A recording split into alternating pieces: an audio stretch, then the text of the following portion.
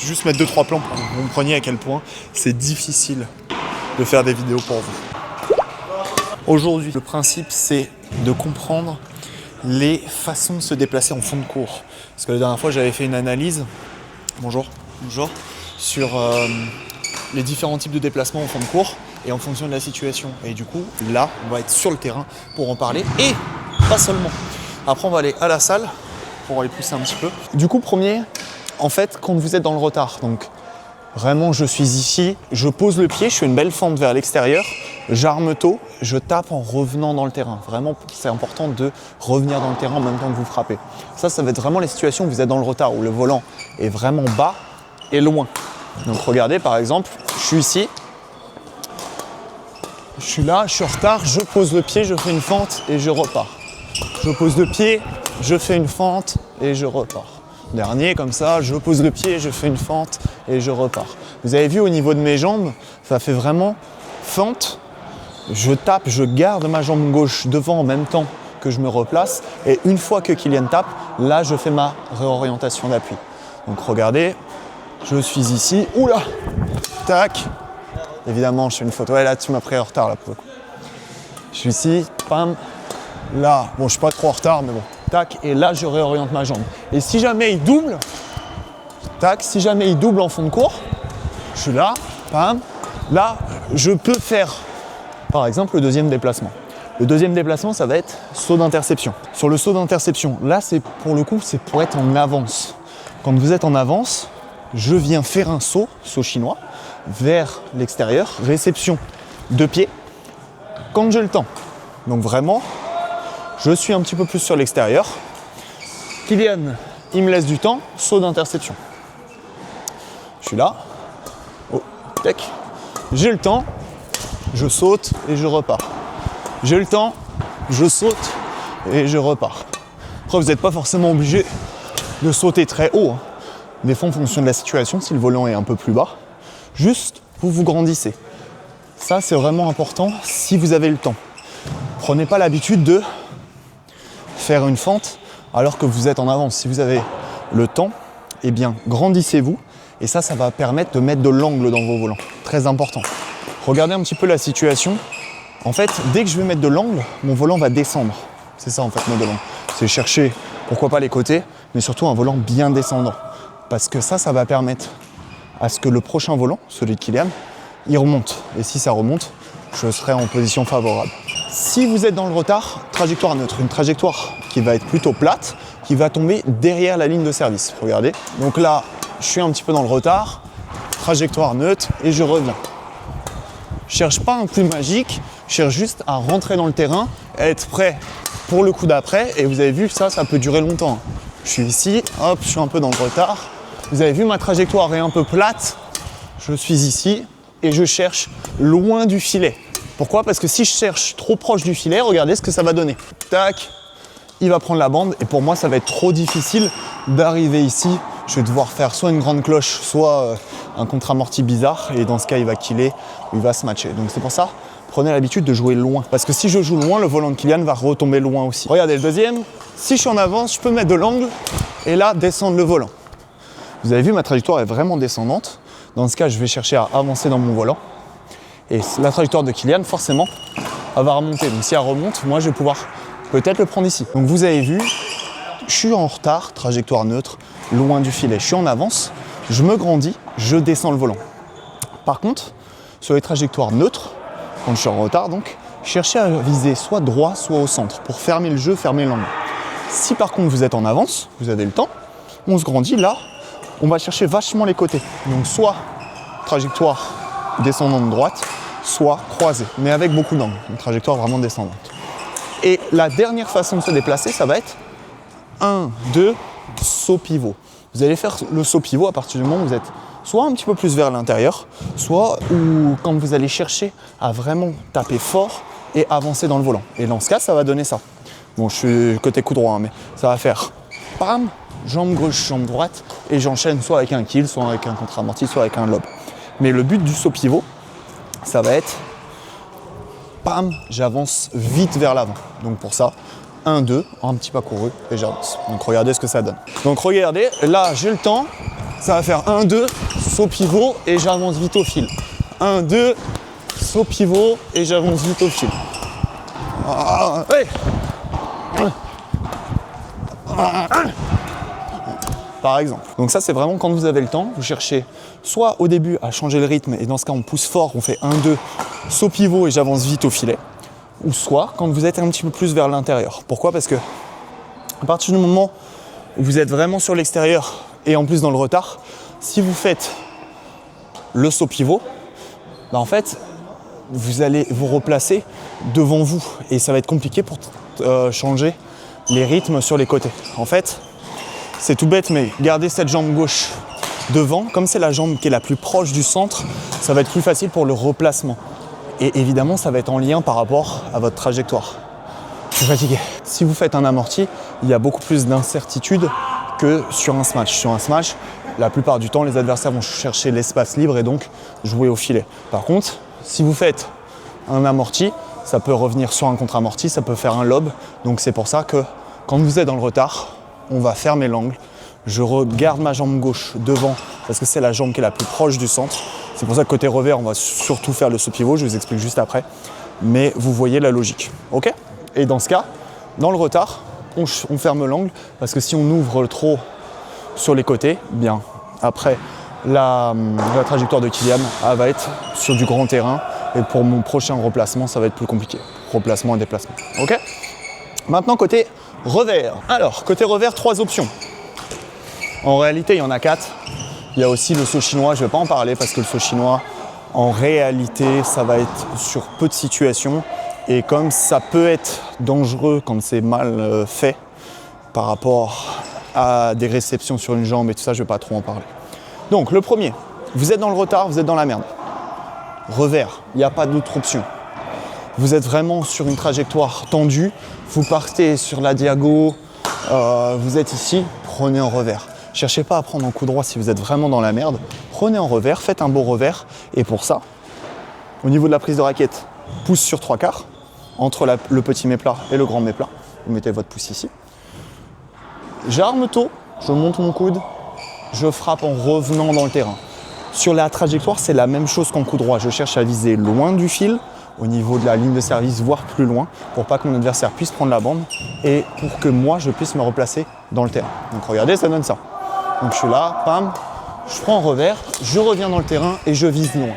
Je suis en retard, je prends en revers et je reviens dans le terrain. Vous avez vu, je reviens dans mon volant. Je ne fais pas ça. Ça, c'est pas, faut pas faire ça. Il ne faut pas taper et après courir. Vous avez vu un petit peu la situation. Mon volant, au niveau de la trajectoire, vous avez vu, il tombe assez loin. Là, je suis ici, pam, et assez loin. Pareil, la même logique qu'en coup droit. Je cherche à fermer l'angle, donc soit je vais chercher des trajectoires droites, soit au centre. Donc là, quand vous êtes plus ou moins dans le retard, vous ne savez pas si vous devez prendre en coup droit ou en revers, le plus important, c'est de rester équilibré. L'équilibre, c'est le plus important en bas. Ce qui veut dire que si vous voulez prendre en coup droit, je reste jambe fléchie, j'arme et je prends le volant un peu plus bas. On a souvent tendance à dire, oui, il faut prendre le volant le plus tôt possible. Vous allez prendre le volant le plus tôt possible quand vous avez le temps. Quand vous êtes en retard, le plus important, ça va être l'équilibre. Donc ça va donner ça. Donc je suis ici, je reste jambe fléchie, équilibré et je tape. Je suis ici, je reste jambe fléchie. Oh la vache, c'est la lumière, c'est la lumière. Non, lui il rigole. Je reste jambe fléchie, hop, équilibré et je tape en revenant dans mon terrain. Vous avez vu, je ne cherche pas à me grandir, je cherche juste à rester équilibré. Après, la trajectoire, ça va être similaire. Ça va être une trajectoire où je vais fermer l'angle, jouer droit ou au centre et appuyer. Ok? Donc ça, c'est la deuxième façon de se déplacer que je conseille quand les volants sont un petit peu mi-hauteur, avec de la longueur quand même, mais mi-hauteur, ou si je prends en revers, c'est que vraiment j'ai fait le feignant, et si je prends en coup droit ici, bah, je vais être déséquilibré. Okay? Donc ça, on reste jambe fléchie et on appuie sa trajectoire. Et ensuite, troisième façon de se déplacer, quand vous êtes en avance, même principe que côté coup droit, saut pivot.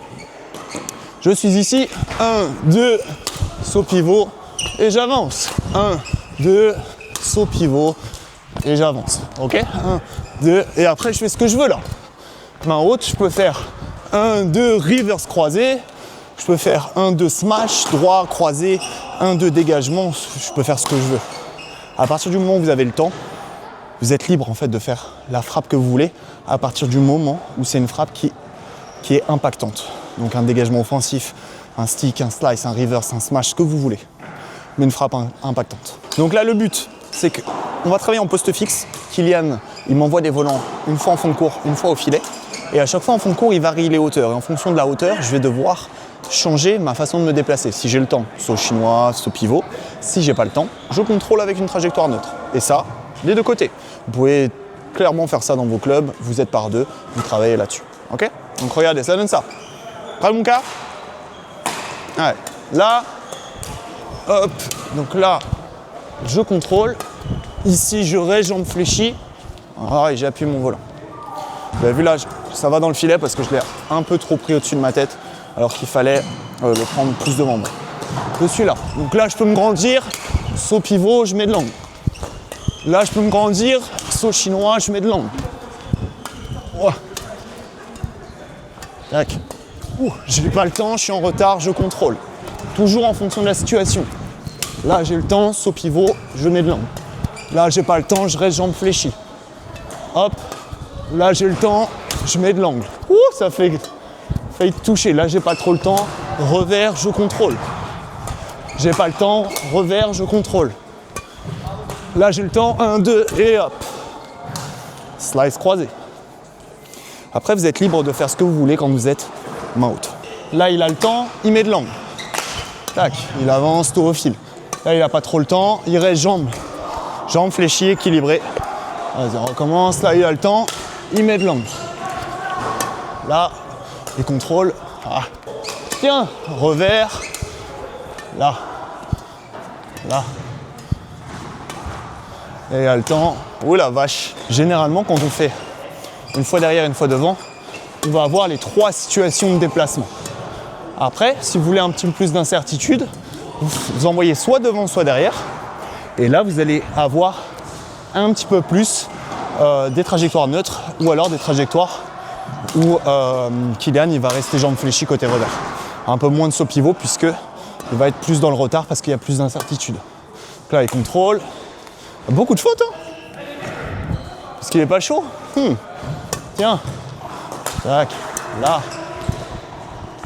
Là, il a le temps. Tac. Voilà. Là, il a vraiment le temps et il met de l'angle. Oh, c'est quoi ça? Ok. Voilà, du coup, ce qu'il faut retenir, 3 types de déplacements en coup droit, 3 types de déplacements en revers. Il y en a 1 ou 2 en plus, normalement. Mais j'en parle pas parce que c'est moins important, c'est moins des situations que vous allez vivre. Là, c'est les 3 les plus importants. Nous, on aime bien commencer par toujours un petit peu de vélo. Parce que ça met en jambes, c'est tranquille. En fait, on s'entraîne pas très dur hein, quand même. On sait ce qu'il faut faire pour monter. Mais il y a des jours où on est déter de ouf et des jours où on n'est pas du tout déter. C'est ouf ça. La motivation est variable. Des fois on y va à fond, par contre je prends mon vélo mais il est trop court. J'ai des grandes jambes en fait. Oui. Moi je suis en train de quasiment taper le truc. Bon, t'en penses quoi de la réforme des classements? J'aime pas. T'aimes pas? Ok. Pourquoi t'aimes pas? En fait, il y a des trucs qui ne vont pas dans la réforme. Vas-y, étaye. Je suis sûr que ça va intéresser les gens Oula. à critiquer. Et en vrai, la réforme, elle est mal faite parce qu'un interclub, ça vaut mieux qu'un tournoi. Et maintenant, tu peux faire des tournois un peu biaisés, genre des tournois internes qui sont vraiment cheatés. Genre. Ah ouais? Maintenant, avec le nombre de tournois, de possibilités de tournois que tu peux faire, genre des rondes suisses entre mecs en tournoi interne, tant qu'il est officiel le truc. Et même l'avancée dans les tournois, elle est moins valorisée que. En fait, elle est même pas valorisée, genre. Ton Mais avancée tu dans regardes, les tournois. même tu fais un interclub, tu affrontes des mecs qui ont 2 fois moins le classement que le tien. Et finalement, tu gagnes 3 points par 3 points. Tranquillement. Et puis tu montes comme ça. Mais en fait, si tu fais que ça, tu peux monter. Bon, après, évidemment, la défaite, elle va faire quoi? Elle va te faire perdre 20 points, 25 points, je sais pas. Donc bon, il faut gagner un ratio de 7 à peu près, 7-8 matchs pour une défaite. En fait, c'est cheaté dans le sens où Bah, si tu gagnes ton tournoi, ouais, tu peux facilement prendre. Genre, si tu gagnes tous tes matchs et tu gagnes le tournoi, tu peux facilement prendre 80-90 points. Ouais. Et ça, c'est valorisant. Ouais. Mais par contre, tu perds un tournoi, tu perds 2 matchs de poule, tu peux facilement perdre 25 points et en fait, tu stagnes. Moi, ce que j'avais pensé, c'est. Je la trouve juste un petit peu cette réforme, mais il faut améliorer 2-3 trucs. Moi, ce que j'aurais fait, c'est. Juste le fait de la victoire qui compte, la défaite. Enfin, Ouais. tout qui compte, c'est normal. Oui, c'est bien. Et en fait, moi, ce que j'aurais fait en plus, c'est une valorisation par rapport à l'avancée de ton tournoi, comme ils avaient fait sur les classements d'avant. C'est-à-dire que soit tu as un nombre de victoires consécutifs qui te font gagner de l'XP en plus, je dis ça comme si c'était un jeu, tu sais, ou alors par rapport à l'avancée dans le tournoi. Mais tu vois, par exemple, tu fais quart, ça te rapporte 2 points en plus. Demi, 5 points en plus. En fait, Final, 10 pas, points en mais plus. genre, j'en sais rien, en tout tu cas, vois, un pour truc la comme ça. perte de points surtout. Tu sais, dans la perte de points, en fait, tu perds des points en poule, c'est le même nombre de points que tu peux perdre en demi. Sur le même match. Ouais, je vois ce que tu veux dire. Du coup, il faudrait qu'il fasse un. Genre, par exemple, tu perds en quart, tu perds un quart des points que tu dois perdre d'habitude. Ah oui, ok, ouais. Après, tu perds les deux tiers, enfin la moitié, et après, tu perds que 3 quarts. Ouais, de ce que tu- pour moi, c'est ça qu'il faut en plus, c'est un ratio par rapport à l'avancée du tournoi parce que ça sera un petit peu plus juste. Parce que sinon, en fait, tu peux te retrouver à perdre en poule, tu fais une victoire et une défaite. Et... Il a plus de points qu'un mec qui fait demi. Ouais. Parce qu'il a fait 2 victoires et 2 défaites. Ouais, c'est ça. En fait, ton avancée dans le tournoi, ça ne fait rien en fait. Donc voilà. Surtout que bon, on sait tous qu'on ne fait pas du bad pour gagner l'échec en récompense. Hein. Tu vois, donc. C'est pas Et donc c'est un sport où t'as pas de récompense à part les points quoi. Donc je pense que ça peut être une bonne idée. Après voilà, c'est notre avis mon cas. C'est notre point de vue. Je pense qu'ils se sont un peu basés sur le système Elo aux échecs, qui est bien fait, mais tu regardes le système Elo, la plupart du temps tu fais plus 8 ou moins 8 quoi. Ouais, sauf que le système Elo, très souvent, quand tu joues en amateur, il n'y a pas de compétition, du coup il n'y a pas de grade de compétition. C'est-à-dire que tu fais demi, Puis c'est chaque match. c'est chaque match compte ouais. et voilà, tu joues un match, tu pars. Ouais, c'est clair. C'est clair. Bon, on va faire notre séance. Allez. Bon, là on va commencer par un petit peu de renfort. Ça, c'est les exercices classiques. Leg extension, travail d'ischio, c'est quoi? C'est leg curl, je crois que ça s'appelle. Ouais, c'est ça, leg curl. Après un petit peu de squat, un petit peu de mollet. Et après on vous montrera. Passe devant la caméra. Ouais. Après on vous montrera quelques exos d'explos, parce qu'évidemment pour le bad c'est hyper important d'avoir de l'explosivité. Donc là on vous montrera des petits exos sympas. Regardez-le faire sa série. Donc le cas, il paraît pas comme ça mais. Regardez. Vas-y fais ta série. De la merde. Quoi? Fais ta série. De la merde. Vas-y. Ah. Les lumières de la salle c'est vraiment pour mettre en valeur quoi. C'est. Tu vois, on voit bien les jambes quoi. On voit bien, tu vois, la musculature, les reflets des muscles. Ah la vache. Bon moi vous m'excuserez, j'ai encore un petit peu mal. Je reviens d'une tendinite, du tendon rotulien. Du coup, je galère un peu sur les exos, mais bon. En réalité, je savais pas, mais il faut vraiment remuscler. À la base, on m'avait dit ouais, vas-y, fais du repos et tout ça. En fait, c'est des conneries. Il faut vraiment remuscler, réathlétiser. J'ai bien refait tout avec mon ostéo. J'ai fait aussi avec le physio là au Danemark. Et il m'a défoncé. Sa vie là. Hein? Il raconte ta vie. Bah oui, je raconte ma vie. Tiens, vas-y, à toi de raconter la tienne pendant que je fais ma petite série. Donc, quand vous faites vos Donne-moi ça. tiens-moi ça. Par contre, j'aurais dû prendre un deuxième micro. Arrête de me... Ah pardon. D'accord. Tu accélères la montée, tu freines la descente. Donc évidemment, on s'est échauffé. Casse la machine. On accélère la montée, on freine la descente. C'est très important. Parce que sinon, si tu fais pas ça, tu travailles mal. Voilà. Par contre, je dis ça, je sais même pas combien j'en suis. Exactement. Et là, voilà, tu freines bien la descente. Hein. Freine bien. Voilà. Moi, je préfère travailler en unilatéral là-dessus parce que ça me permet de vraiment contrôler bien le mouvement, de ne pas avoir de compensation. Voilà. Voilà, contrôle bien la descente. Voilà, on contrôle la Et là, tu contrôles et voilà, t'exploses. T'exploses, mon grand. Voilà. Voilà. Voilà. Évidemment, c'est le genre d'exo, vous pouvez le combiner directement sans pause avec le leg curl. Mais bon, là pour la vidéo, vu que c'est tranquille, on va faire de l'explicatif, on va faire doucement. Voilà. Bientôt les fêtes au moment où on tourne la vidéo. Donc voilà. Tu t'énerves là. Allez mon corps. Je cache la calvitie. Tu caches? Non, mais t'as pas de calvitie. Hein. Pas de calvitie. Un peu. Non. Je cache un peu parce que Non, t'as pas c'est besoin. la misère. Allez, vas-y. Tiens. Donc évidemment, hein, les muscles prioritaires hein, pour le bad. Tout ce qui est membre inférieur, hein, comme c'est un petit peu logique, mais je préfère le dire. Abdos, voilà. Épaules. Arrière d'épaule, très important. Un petit peu le dos et on va moins bosser tout ce qui est pec, un peu moins. C'est pas la priorité, évidemment on va équilibrer, mais on va moins le faire. Pour le bad, c'est pas le plus important. Après, moi ce que je vous conseille, c'est vraiment travailler l'ensemble de votre corps. Hein. Il n'y a pas de muscles qu'on ne travaille pas. Travailler l'ensemble, mais avoir des priorités sur certains muscles. En l'occurrence, membre inférieur et les muscles que je vous ai cités avant. Oh, mais t'es chaud, hein. Voilà. Tac, voilà mon cas. Voilà. Tu me la casses la machine. Voilà. Et c'est parti. C'est parti. Donc là, Théo, il fait genre.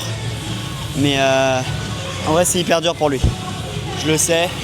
Pas dur. Je le ressens. C'est pas dur. C'est juste que j'ai pris une caisse ce week-end, du coup ça m'énerve, faut que je retourne m'entraîner. Voilà. De toute façon, il faut toujours qu'il s'entraîne, lui. Et jamais à 100% ce mec. Si, je suis souvent à 100%, mais je suis souvent à 0 aussi. En fait, c'est soit Souvent à je suis à 100% sur les Grecs, oui. Ah, putain. T'as un petit big up à Stan derrière la caméra. Oh, Stanley, ouais. Ouais, là j'ai l'impression qu'il filme bien. Là, il est en train de dormir sur la caméra, là, si je peux me permettre. Ouais, il s'endort. Il est payé à rien foutre. Il paye rien à foutre. Allez. Donc ça évidemment vous faites 3-4 séries, moi je vous conseille 4. Là pour aujourd'hui on va en faire que 3 parce que c'est pour vous expliquer, c'est explicatif aujourd'hui. Alors ça c'est le pire exo, ça c'est le leg curl. Donc ça pareil je conseille en unilatéral parce que sinon bah, ça marche pas. Parce que voilà, hop le petit micro. C'est le pire exo, ça fait mal, c'est... Voilà, t'as l'impression que ça va t'arracher la jambe. Alors là, tu colles, on monte bien le popotin. Je monte, je descends. Pareil, on contrôle la montée, on freine la descente. Alors cet exo, c'est vraiment juste pour vous montrer. Normalement, on fait une séance complète, mais là, j'ai pas envie de la faire parce que, comme d'habitude, j'ai la flemme. J'ai pas fini, en fait. Ça m'énerve, les gens, tu sais, ils sont là, ils te mettent la pression. Il te reste combien de séries? fais ta série, Il te reste combien de séries? Bah, il m'en reste Fais encore ta quelques-unes. série, Et après, tu as deux types de personnes. Pardon, monsieur. Tu as deux types de personnes. Soit tu as les gens qui vont dire t'inquiète, c'est ma dernière, alors qu'en vrai, c'est pas du tout leur dernière. Ou alors, tu as des gens qui vont dire oh ouais, en vrai, je viens de commencer. Et là, dans ce cas, bah, le mec attend quoi. Après, je vous ferai aussi le coach sportif qui assiste les petites, un peu, tu vois, des gens un peu bizarres. On va le faire tout à l'heure. Ça va être marrant ça. Hein mon cas? Ouais, ça va être... Vas-y, je vais t'assister quand tu feras tes squats. Assistez-moi quand je fais mes squats. Vas-y. Voilà mon Stanley. Ah, tu me filmes de près là encore. Bon, on n'a pas la mousse là pour mettre là. Normalement, je sais pas où elle est, mais bon bref. On va prendre un plan B. La serviette. Vous faites ça. Et après, vous enroulez. Et au moins, ça vous fait pas mal.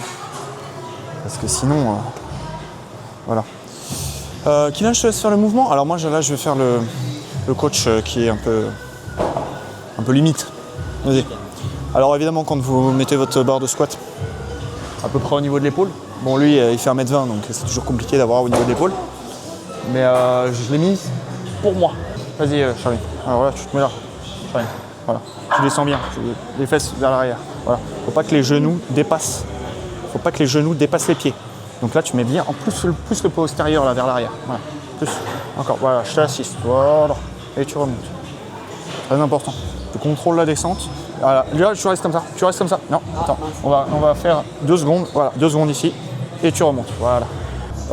Évidemment, là, c'était juste pour faire 2-3 conneries, mais en réalité, quand je fais à peu près des séries à 60-70 kilos. Bon, je peux le faire là, mais bon, j'ai la flemme. On a vachement la flemme aujourd'hui quand même. C'est une catastrophe. Mais bon, allez. C'était pas une vraie séance. Non, c'est une séance explicative. Et pareil, sur 10-12 reps, 4 fois. Oh. En même temps, je fais le programme, ça vous fera du bien. Donc là, on va passer sur des exos d'explo. Il manque évidemment le travail sur les mollets. Donc je vais vous montrer la machine après. Là, pour l'instant, exercice d'explo. On va se mettre tranquillement. C'est quoi? On va aller se trouver un petit coin tranquille et on va aller faire des exos que moi, perso, je n'arrive pas à faire parce que j'ai mal au genou. Alors, l'idéal, faudrait une caisse, genre celle-là. Mais bon, comme il y a énormément de monde parce qu'on a la bonne idée de venir à 18h, eh bien forcément, il n'y a plus de caisse. Mais on va aller se mettre dans la petite salle tranquille. Plan B, parce que comme il y a du monde, eh bien, on n'a pas de caisse. Donc, on fait avec les moyens du sport. À savoir des steps. Voilà, c'est toi qui travailles parce que moi, je peux pas le faire à cause de mon genou. Je vais se passer au-dessus. Qu'est-ce qu'il fait? Je vais dire au-dessus. Mais ça, tu dois mettre au-dessus, putain. Oh là là là là là là. C'est pas facile tous les jours. Hein. Regarde-moi ça, comment il galère. Je galère pas. Et moi, j'entraîne des gens comme ça, hein, constamment, toute l'année. Je galère pas. Ah non. Non, tu galères pas. Donc là, ça va bouger, là. Ah, tiens-moi ça. C'est toi qui m'as dit de le mettre. Il est malade, lui. Regardez à la fou, caméra, c'est moi qui Il est complètement Voilà, fou, ce et là mec. ça bougera pas. Bon, on fera avec cette hauteur-là, ça te Tiens. suffira parce que comme Tiens. tu fais 1m10 toi. Alors, l'exo d'explo, très important. Donc sur de l'explo, ce qu'il faut retenir, c'est qu'on a beaucoup de temps de récup. Donc ça c'est bien. En gros, il va faire 6 à 8 reps max. Donc là ça va prendre à peu près 10-15 secondes. Et là il va avoir 1 minute de pause minimum. Ok? L'exo c'est, tu te mets sur les genoux. Vas-y. Genou-pied. Voilà, genou-pied. Ce qu'il va faire, c'est qu'il va se mettre ensuite sur les pieds, en ramenant les hanches vers l'avant. Et après, il saute sur les steps. Tac, tac. Voilà. Et ça sur 6 reps. Entre 6 et 8, mais là, on va en faire 6 parce qu'on a la flemme. Voilà. Tac, tac. Donc là, le but, c'est vraiment d'être explosif, comme son nom l'indique. L'explosivité, c'est vraiment un travail de très très courte durée, mais avec la plus grande rapidité. Donc là, c'est bien. C'est bien ce que tu fais. Et après, plus c'est... Tu fasses les 6 là? Oui, bah oui, il faut que tu fasses les 6. On est là pour s'entraîner. Il est plus jamais là, lui. Tu veux monter N1 ou pas? Putain, mais lui, il travaille jamais, quoi. Bah non, moi je travaille pas, je suis entraîneur. Je ne travaille pas. Enfin, je travaille pas, je fais pas les exos comme vous. Tac. Là, t'en es à combien? 3 5. Il suit pas, hein. L'entraîneur, il suit pas. Et oui, du coup, si c'est trop facile, bah vous reculez un petit peu plus. Voilà. Là, la distance, là, il est bien. Là. Donc, deuxième exo, il se met sur les steps cette fois-ci. Toi, pas le step, dans l'autre sens. Tac. Il retombe et il saute. Et il repart. Facile, Ah oui, c'est facile. pas compliqué. 1, 2. Facile. 1, 2. Deuxième exo. Squat, saut sur la caisse. Squat, saut. Encore. Squat, saut. Ok. Ça bouge. Ouais, bah ça bouge, c'est parce que tu l'as mal fixé. Ah là, squat, saut. Facile. Tac, voilà. Autre exo d'explo que vous pouvez faire, c'est tout bête, c'est saut. Tout simplement, vous êtes ici, saut. À chaque fois, je cherche à aller le plus haut possible et vous enchaînez les sauts comme ça. Ça paraît bête, ce genre d'exo, c'est vrai. Hein. Si on est totalement transparent, mon cas, qu'est-ce que t'en penses? Ça paraît débile. Ça paraît débile, mais c'est très efficace. Après, évidemment, il faut bien construire les programmes quand vous faites votre prépa physique pour le BAD. Parce qu'on a besoin de plusieurs qualités physiques. Et le physique ne se résume pas qu'au cardio, comme je le dis à chaque fois. Le cardio, c'est un effort parmi tant d'autres. La filière...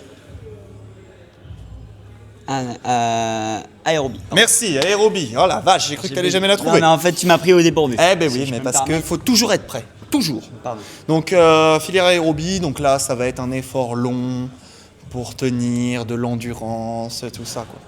Ensuite, vous avez besoin d'explosivité. Là, les premiers mouvements, là, vous êtes là.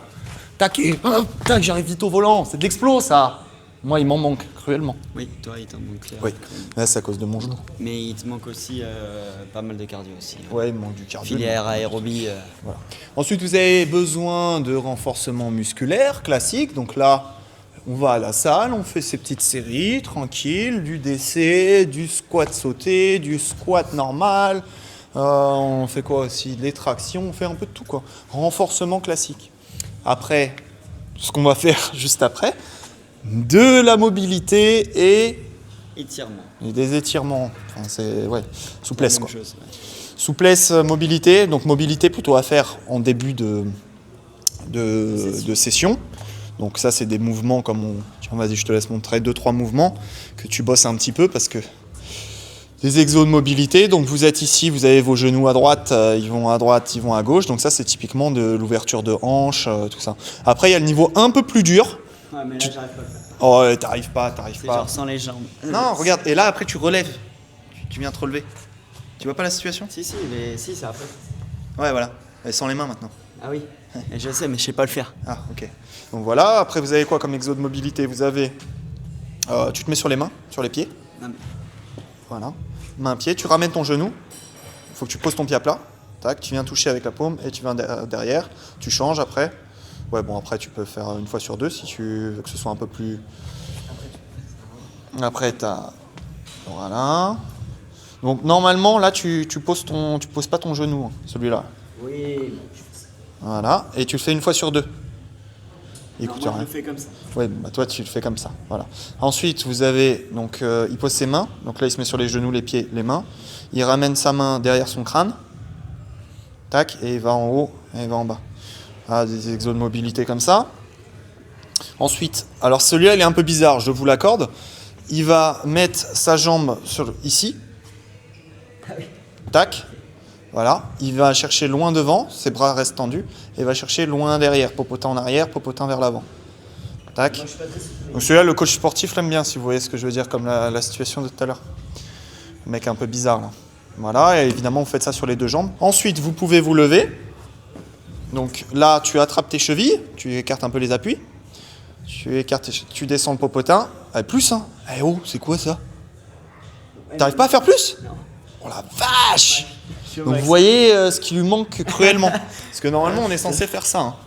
Vous êtes censé attraper vos chevilles, les mains à l'intérieur des jambes. Je le descends jusqu'en bas, je remonte. Je descends jusqu'en bas, je remonte. Okay. Et après, vous avez celui-là.